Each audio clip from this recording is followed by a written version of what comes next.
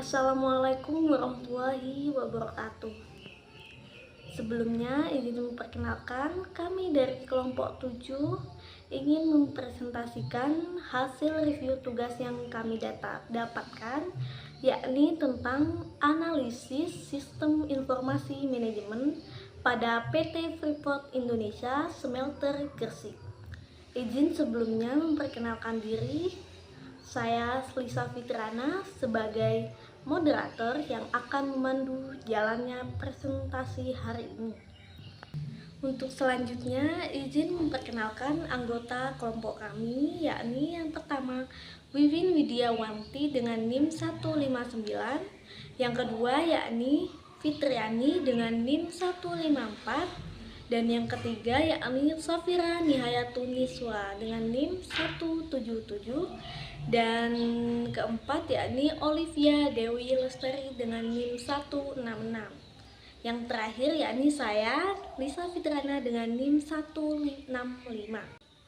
Selanjutnya saya berikan kepada teman-teman saya yang akan membacakan jalannya presentasi hari ini. Baik, di sini saya akan menjelaskan terkait dengan profil dari PT Freeport Smelter Gresik atau dapat disingkat dengan PTFI. PTFI sendiri merupakan perusahaan tambang terkemuka dunia yang bergerak di bidang eksplorasi, menambang, dan juga memproses biji yang mengandung tembaga, emas, dan perak.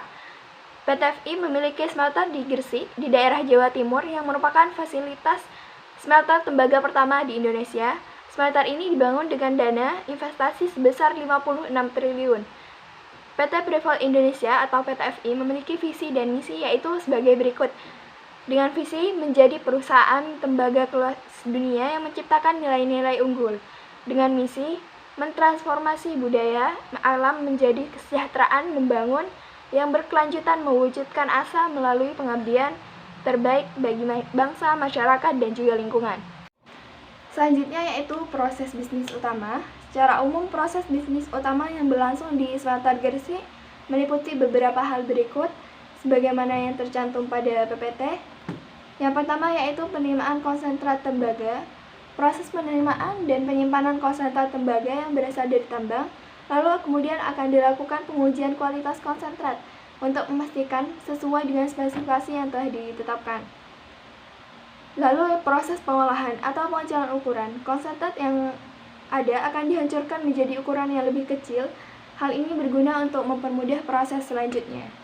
Lalu akan dilakukan pemanggangan. Konsentrat yang telah dihancurkan itu akan dilakukan pemanggangan untuk menghilangkan kandungan sulfur yang ada. Lalu akan dilakukan peleburan. Hasil dari pemanggangan akan dilebur dalam tungku besar untuk mengisahkan tembaga dari kotoran-kotorannya. Lalu akan dilakukan pemurnian. Tembaga yang telah dihasilkan dari proses peleburan kemudian akan dimurnikan untuk mendapatkan kadar kemurnian yang lebih tinggi. Lalu yang terakhir yaitu proses katoda tembaga. Katoda tembaga itu tembaga murni yang telah diperoleh kemudian akan dicetak menjadi katoda tembaga. Selain dari proses pengolahan tersebut, ada juga pengolahan limbah. Pengolahan limbah ini yaitu merupakan proses pengolahan hasil limbah di mana untuk memastikan pencegahan pencemaran lingkungan yang ada. Selanjutnya yakni bentuk organisasi perusahaan dan sistem informasi. Bentuk organisasi perusahaan, struktur organisasi PT Freeport Indonesia dirancang secara hierarkis untuk memastikan adanya garis komando yang jelas dan tanggung jawab terbagi dengan baik. Secara umum, struktur organisasi perusahaan pertambangan besar seperti Freeport dapat dibagi menjadi beberapa level, yakni pertama, tingkat korporasi membuat keputusan strategis perusahaan secara keseluruhan termasuk kebijakan investasi, pengembangan bisnis, dan hubungan dengan pemerintah.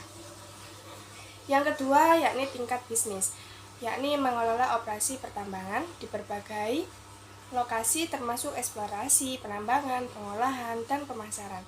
Tingkat fungsi yakni memfokuskan pada fungsi-fungsi pendukung seperti keuangan, sumber daya manusia, teknologi, informasi, dan kesehatan, keselamatan, dan lingkungan K3R. Selanjutnya, yakni ada karakteristik struktur organisasi PT Freeport Indonesia. Pertama, yakni sentralisasi. Keputusan strategis penting umumnya diambil di tingkat korporasi, namun otoritas untuk pengambilan keputusan operasional seringkali didelegasikan ke tingkat bisnis atau fungsi. Yang kedua, yakni spesialisasi.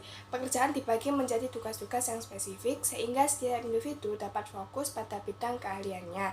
Yang ketiga, departementalisasi. Perusahaan dibagi menjadi departemen-departemen yang berbeda berdasarkan fungsi atau produk.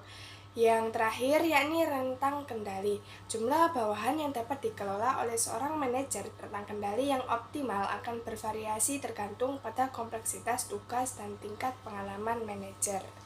Sistem informasi pada PT Freeport Indonesia.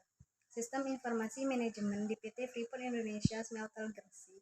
PT Freeport Indonesia adalah perusahaan pertambangan besar yang memiliki operasi smelter di Gresik. Sebagai perusahaan berskala besar, mereka tentu memiliki sistem informasi manajemen yang sangat kompleks dan canggih. Namun, informasi spesifik mengenai detail teknis SIM yang mereka gunakan umumnya bersifat rahasia perusahaan.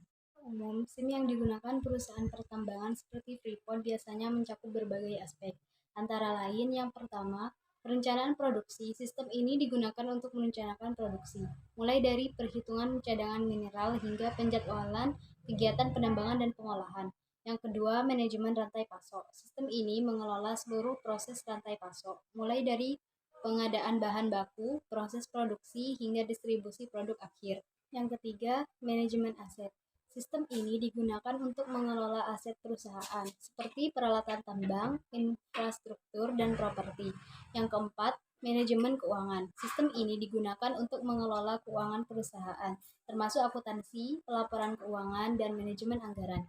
Yang kelima, manajemen sumber daya manusia. Sistem ini digunakan untuk mengelola sumber daya manusia perusahaan, mulai dari rekrutmen hingga pengembangan karir. Yang keenam, keamanan dan keselamatan kerja. Sistem ini digunakan untuk memantau dan mengelola aspek keamanan dan keselamatan kerja di seluruh area operasi. Yang ketujuh, pelaporan dan analisis. Sistem ini digunakan untuk menghasilkan laporan dan analisis data yang dibutuhkan untuk pengambilan keputusan strategis. Oke, baik, selanjutnya teknologi yang digunakan di PT Freeport yang berada di Gresik. Yang pertama, Enterprise Resource Planning atau ERP. Sistem ini mengintegrasikan berbagai fungsi bisnis dalam satu platform sehingga memungkinkan perusahaan untuk mengelola seluruh operasi secara terpadu. Jadi mereka di sini menggunakan satu platform atau aplikasi yang dimana dalam satu platform tersebut bisa mengakses seluruh kegiatan dalam perusahaan. Yang kedua, business intelligence, di mana bisnis ini digunakan untuk menganalisis data besar dan menghasilkan informasi yang berharga bagi pengambilan keputusan. Selanjutnya ada mereka menggunakan Geographic Information System. Sistem ini digunakan untuk mengelola dan menganalisis data spesial seperti peta tambang dan data geologi. Yang selanjutnya ada Internet of Things. Teknologi ini digunakan untuk menghubungkan berbagai sensor dan perangkat di lapangan sehingga data operasional dapat dipantau secara real time. Yang terakhir, di PT Freeport Gresik, mereka menggunakan teknologi yang bernama Artificial Intelligence. Teknologi ini digunakan untuk meningkatkan efisiensi operasi seperti dalam prediksi pemeliharaan peralatan dan optimasi rute kendaraan.